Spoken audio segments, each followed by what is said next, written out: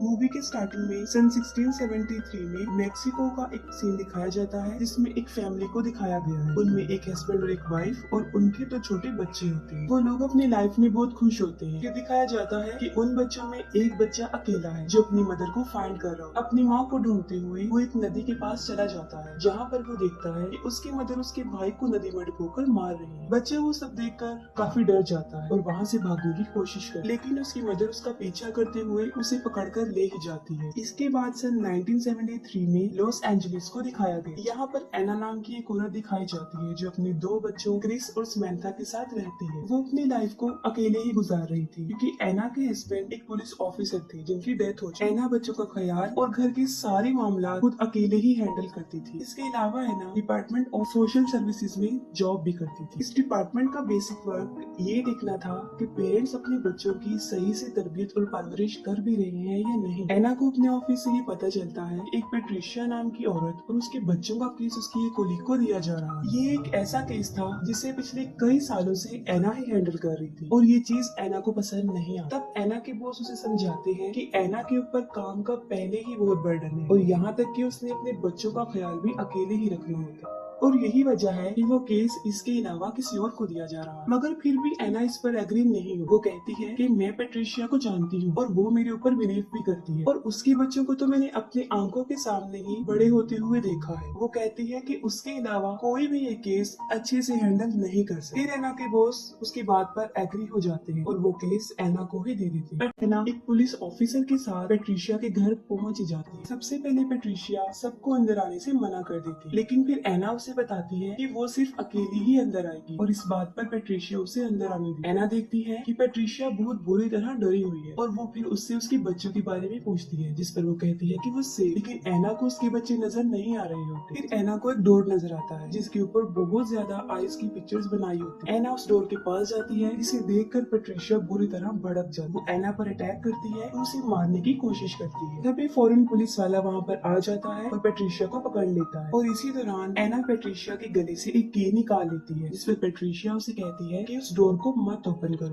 लेकिन एना दरवाजा खोल लेती है और उस डोर के अंदर पेट्रिशिया के दोनों बच्चे होते हैं। वो दोनों बच्चे भी बुरी तरह काफी डरे और सहमे होते हैं और एना को कहते हैं कि दरवाजा बंद कर दो वरना वो हमें मार दे। एना को इस बात की बिल्कुल भी समझ नहीं आती कि वो बच्चे लाल और रोना की बात कर रहे हैं। इसके बाद उन बच्चों को चाइल्ड सर्विस शेल्टर में भिजवा दिया जाता है। एना देखती है कि उन बच्चों के हाथ में जलने का निशान है, जिस पर वो बच्चे कहते हैं कि ये उसने ही किया। तब भी एना को समझ नहीं आती कि वो किसकी बात कर रही है। इसके बाद एना अपने घर चली जाती है और रात के वक्त लाल और रोना पेट्रिशिया के बच्चों को पानी में डुबोकर मार। उन बच्चों को नदी में डुबोने के दौरान लाल और रोना की आंखों से मुसलसल आंसू बह रहे हैं और यही वजह होती है कि उसे वीपिंग वुमेन कहा गया है। एना के पास कॉल आती है कि पेट्रिशिया के बच्चे नदी में डूबकर मर गए हैं। एना वहाँ पर पहुँच जाती है और अपने बच्चों को कहती है कि वो कार में ही बैठे रहे। वो कार को थोड़ा दूर ही पार्क करती है ताकि उसके बच्चों को कुछ भी पता ना चले। एना अभी उन बच्चों की डेड बॉडीज के पास पहुँचती ही है कि तभी वहाँ पर पेट्रिशिया भी आ जाती है और वो एना को कहती है कि तुमने मेरे बच्चों को मार डाला और ये भी कहती है कि सिर्फ एक ही रात बची थी और इसके बाद हमें उससे छुटकारा मिल जाता। जिस पर एना उससे पूछती है कि किससे, और पेट्रिशिया जवाब देती है कि लाल और रोना से। इसके बाद पुलिस वाले पेट्रिशिया को वहाँ से ले जाते हैं। बाहर कार में समंथा सो जाती है जबकि क्रिस जाग रहा होता है। वो चुपके से गाड़ी से उतरकर उन बच्चों की डेड बॉडीज को देखने जाता है। इसी दौरान क्रिस को वहाँ पर किसी के रोने की आवाज आती है और ये कोई और नहीं होती बल्कि लाल और रोना होती है जो कि क्रिस को अपने पास बुला रही होती है और फौरन वहाँ से गायब भी हो जाती है। फिर एकदम से वो क्रिस के पास आ जाती है और उसका हाथ पकड़ लेती है जिससे कि उसका हाथ जल जाता है और क्रिस के हाथ पर भी जलने का वैसा ही जख्म हो जाता है जैसा पेट्रिशिया के बच्चों के हाथ पर था। क्रिस काफी डर जाता है और कार में आकर बैठ जाता है, लेकिन लाल और रोना भी वहाँ पर पहुँच जाती है और क्रिस को डराना शुरू कर देती है। लाल और रोना कार के अंदर भी आने की काफी कोशिश करती है। फिर एना वहाँ पर आ जाती है और उन्हें लेकर घर आ जाती है। अगली सुबह एना चर्च जाती है और चर्च के बाहर एक विच डॉक्टर जिनका नाम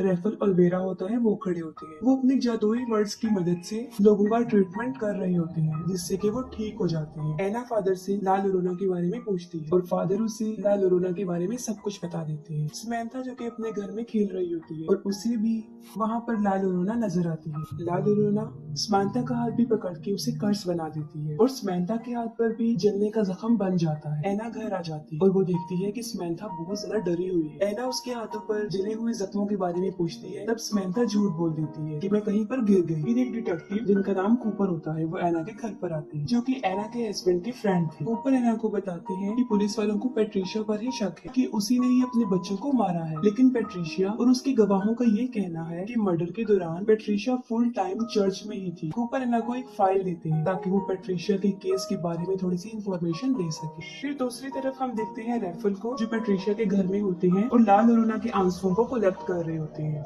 रात को एना पेट्रिशिया की फाइल देख रही होती है, तभी उसे वहाँ पर किसी की आहट महसूस होती है। वो जाकर देखती है तो क्रिस नींद में चल रहा होता है। तभी अचानक से घर का दरवाजा अपने आप खुल जाता है और ऐसे फील होता है जैसे कोई मैजिकल पावर अंदर दाखिल हो गई। एना क्रिस को उसके बेड पर सुला देती है और समंथा को देखती है और उसी वक्त कोई पेट्रिशिया के फाइल की पेपर्स को उठाकर जमीन पर फेंक देता है। तब एना समझ जाती है कि रूम में कोई और भी है और अचानक से एना देखती है कि समंथा के रूम में ला लोरोना है। इससे पहले कि वो कुछ कर सकती, अचानक से दरवाजा बंद हो जाता है। इसके बाद एना के रूम में भी ला लोरोना आ जाती है और एना उसे कहती है कि वो वहाँ से चली जाए। इतनी ही देर में क्रिस और समंथा दरवाजा खोल के वहाँ पर आ जाते हैं। एना उन दोनों को अपने बेड पर सुला देती है, लेकिन खुद वो सारी रात जागती रहती है, उसे नींद नहीं आती। एना पेट्रिशिया से मिलने जाती है, लेकिन पेट्रिशिया एना को ही उसके बच्चों की मौत का जिम्मेदार समझती है और उसी दौरान एना पेट्रिशिया के हाथों पर वही जलने निशान देखती है। पेट्रिशिया उसे कहती है कि ला लोरोना ने किया है और अब एना के बच्चों को भी उसके रोने की आवाज आएगी और वो उन्हें भी अपने साथ ले जाएगी। पेट्रिशिया एना को ये भी बताती है कि मैंने ला लोरोना को कहा है कि मेरे बच्चे तो मुझे वापस दे दो और एना के बच्चों को ले जाओ। क्रिस को किसी के रोने की आवाज आती है। पहले तो ला लोरोना उसे डराती है और फिर सीढ़ियों से उसे नीचे गिरा देती है, लेकिन मौके पर ही एना वहाँ पर पहुँच जाती है और उसे हॉस्पिटल लेकर जाती है। जब डॉक्टर क्रिस के हाथों पर जलने के जख्म देखता है तो वो डिपार्टमेंट ऑफ सोशल सर्विसेज को कॉल कर देता है। रात को एना के घर पे कूपर और उसकी कोलीग डोना आते हैं और वो ये चेक करने आते हैं कि कहीं एना अपने बच्चों के साथ अब्यूज तो नहीं करती, कि किसी किस्म का कोई तशद्दुद तो नहीं करती। फिर एना क्रिस से ला लोरोना के बारे में पूछती है और वो उसे सब कुछ बता भी देता है। दूसरी तरफ ला लोरोना समंथा को पानी में डुबोकर मार रही होती है, लेकिन मौके पर एना वहाँ पर पहुँच जाती है और उसे बचा लेती है। इसके साथ ही ला लोरोना एना को भी कर्ज कर देती है और बड़ी मुश्किल से एना अपने बच्चों को वहाँ से लेकर भागने में कामयाब हो जाती है। एना चर्च में फादर के पास आती है, तब फादर उसे बताते हैं एनाबेल डॉल के बारे में कि जब वो एनाबेल डॉल को लेकर आ रहे थे तब उस डॉल ने उन्हें बुरी तरह जख्मी कर दिया और वो ये भी बताते हैं कि इस तरह की चीजों में शैतानी ताकत होती है और चर्च तुम्हारी हेल्प भी करेगा। लेकिन उन्हें चर्च से सर्विसेज लेने में कई हफ्ते लग जाने थे, लेकिन एना के पास इतना वक्त नहीं था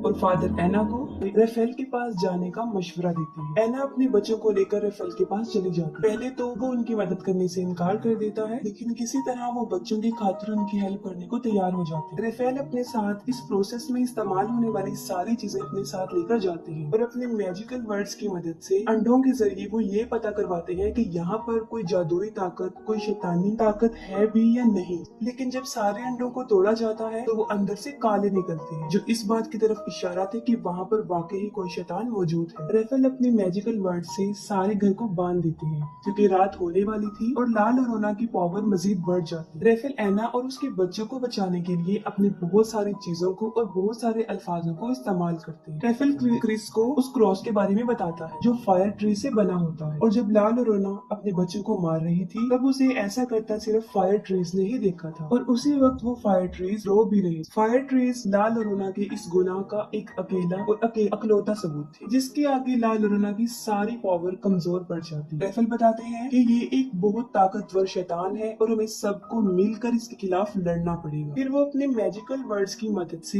ला लोरोना के आंसुओं को पाक साफ करते हैं ताकि उसे उसके खिलाफ ही इस्तेमाल कर सके। जब रात हो जाती है तो उन्हें ला लोरोना के आने का मैसेज मिल जाता है और रेफेल एना और उसके दोनों बच्चों को कैंडल्स की दायरे में रखते हैं। फिर ला लोरोना को छींक आती है और उसकी शैतानी पावर की वजह से हवा के वेव से सारी कैंडल्स बुझ जाती है। ला लोरोना सबसे पहले एना पर अटैक करती है और उसके बाद वो क्रिस पर अटैक करती है। ला लोरोना क्रिस को खींचकर बाहर ले जाती है और रेफेल क्रिस को पकड़ लेते हैं और वो वही आंसू ला लोरोना के फेस पर फेंक देते हैं। ला लोरोना के फेस पर वो आंसू गिरते ही उसका फेस जलने लगता है, लेकिन वो अभी भी जिंदा होती है और खत्म नहीं हो पाती। तभी रेफेल घर के दरवाजे पर फायर ट्रीज के बीज को लगा देता है। इन बीजों को पार करके वो अंदर नहीं आ सकती थी, लेकिन वो मजीद गुस्से में आ जाती है। फिर ला लोरोना पीछे से अंदर आने की कोशिश करती है और ये सब पिछले दरवाजे को बंद करने की कोशिश करते हैं। यहाँ पर लाल और रोना ने ये सब जाल इसलिए बिछाया था ताकि उन सब का ध्यान पिछले दरवाजे पर लग जाए और उसके आने में आसानी हो जाए। फिर लाल और रोना समंथा को उसकी डॉल के थ्रू बाहर निकालने की कोशिश करती है। समंथा को दरवाजे के बाहर उसकी डॉल नजर आती है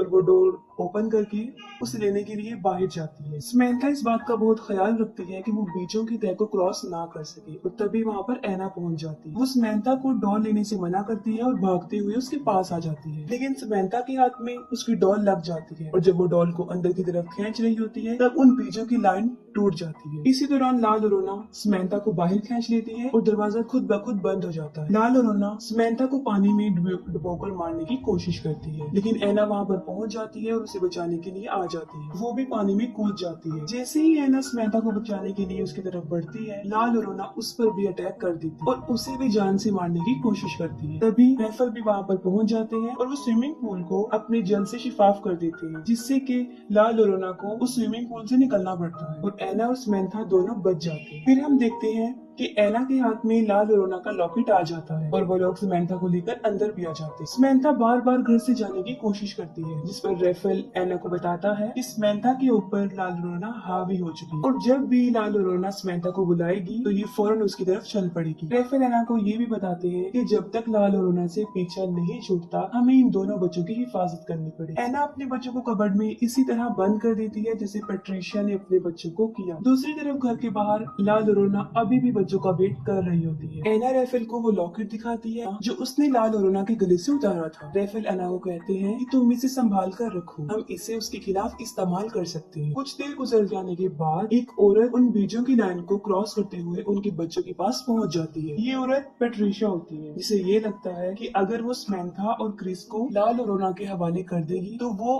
उसके बच्चे उसे वापस लौटा देगी। रेफल पैट्रिशिया को रोकने की बहुत कोशिश करता है, लेकिन वो उसे शूट करके मार देती है और बीजों की लाइन तोड़ देती है और इसी दौरान लाल और रोना को भी घर के अंदर आने का मौका मिल जाता है। अंदर आते ही पहले वो एना पर अटैक करती है और उसे बेसमेंट में फेंक देती है और उसका डोर अपने आप लॉक हो जाता है। फिर वो घर के सारे दरवाजों को बंद कर देती है ताकि बच्चे बाहर ना जा सके। इसी दौरान क्रिस लाल और रोना को वो लॉकेट उठाकर समंथा के साथ ऊपर की तरफ भागता है। क्रिस और समंथा स्टोर में जाकर छुप जाते हैं और लाल और रोना भी उनका पीछे करते हुए वहाँ पर पहुँच जाती है। लाल और रोना उन्हें मारने ही वाली होती है कि क्रिस उसे उसका लॉकेट दिखा देता है। अपना लॉकेट क्रिस के हाथ में देखकर लाल और रोना अचानक से नॉर्मल लेडी बन जाती है। लाल और रोना को वो लॉकेट असल में उसके बच्चों ने दिया था और वो अपने बच्चों की तरह क्रिस को टच करती है और रोना शुरू करती है। साथ में पैट्रिशिया को भी अपनी गलती का एहसास हो जाता है। वो लॉक तोड़कर एना को बाहर ले आती है। एना भागते हुए ऊपर की तरफ आ जाती है और साथ में उसके रेफेल भी आ जाता है जो कि मरा नहीं होता। दूसरी तरफ लाल और रोना जब क्रिस को टच करते हुए रो रही होती है तो उसके पीछे रखा हुआ मिरर उसका कपड़ा हट जाता है और जब लाल और रोना खुद को शीशे में देखती है